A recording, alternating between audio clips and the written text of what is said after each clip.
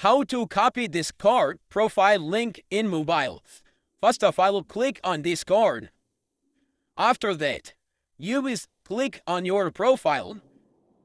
Now here you will click on top right corner setting option.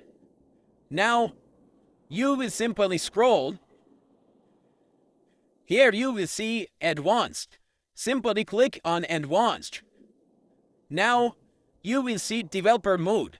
If it was off, simply on it. After that, you will simply go to again your profile. Now here you will see your friends. So simply click on that. Now open your any friend chat.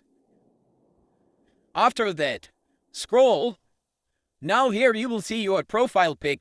So simply click on that. Now here on top right corner, you will see 3 dots. Simply click on that. Now you will see copy username, apps, copy user ID. So you will copy user ID. So I will simply click on that. After that, go to ChatGPT. Here open new chat and tell this is my Discord user ID. Please convert it to link.